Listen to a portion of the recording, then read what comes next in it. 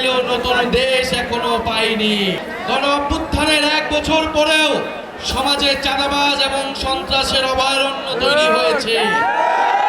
আমাদেরকে আবারও নামতে হয়েছে যখন আমরা দেখেছি রাষ্ট্রযন্ত্র থেকে দুর্নীতিকে চিরতরে বিলুপ্ত করা যায়নি। প্রিয় বন্ধুগণ, আমরা বলেছিলাম গণ অভ্যুত্থানের মধ্য দিয়ে যে এই পুরনো ফ্যাসিস্ট ব্যবস্থা রয়েছে, শেখ হাসিনার সংবিধান সহ শেখ হাসিনার যেই সরকার ব্যবস্থা ছিল, এই সকল নিয়ম পাল্টিয়ে নতুন রাষ্ট্র নতুন সরকার তৈরি করতে হবে। কিন্তু আফসোসের বিষয়, আমরা নতুন সরকার পেলেও নতুন দেশ এখনো পাইনি।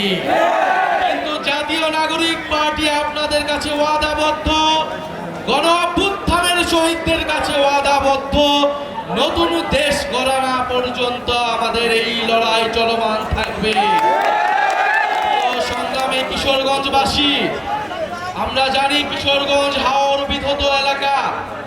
হাওর এলাকার মানুষ আপনারা সংগ্রাম করে কষ্ট করে জীবন যাপন করতে হয়। এই কিশোরগঞ্জে আমরা জানি সুপেয় পানির সংকট তৈরি হয়েছে। এই কিশোরগঞ্জের কৃষকদেরকে সিন্ডিকেটের মাধ্যমে সার সংকট তৈরি করা হয়েছে। কৃষকরা তাদের কৃষিকাজ ঠিক মতো করতে পারছে না, তাদের ফসলের ন্যায্য মূল্য পাচ্ছে না। সেই হাওর এলাকা থেকে একটা শিশু বিদ্যালয়ে যেতে পারে না, চিকিৎসার জন্য সুব্যবস্থা পায় না। প্রিয় সংগ্রামী কিশোরগঞ্জবাসী, আমরা তো এমন বাংলাদেশ চেয়েছিলাম যেখানে প্রত্যেকটা মানুষের কাছে নাগরিক সুবিধা পৌঁছাবে, প্রত্যেকটা মানুষ নাগরিকের মর্যাদা পাবে। এই কিশোরগঞ্জের মানুষ রাষ্ট্রপতি পেয়েছে, কিন্তু তার শিক্ষা ও স্বাস্থ্যের অধিকার পায়নি।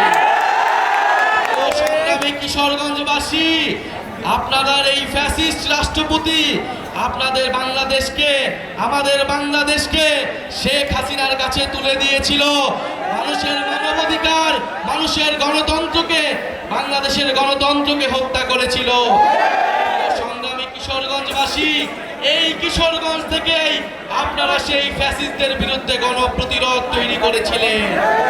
সংগ্রামী কিশোরগঞ্জবাসী, আমরা জানি বাংলাদেশে এই কিশোরগঞ্জের প্রত্যন্ত এলাকায়, হাওর এলাকায়, এই কিশোরগঞ্জের এমনকি সদর এলাকাতেও স্কুল আছে কিন্তু শিক্ষক নাই,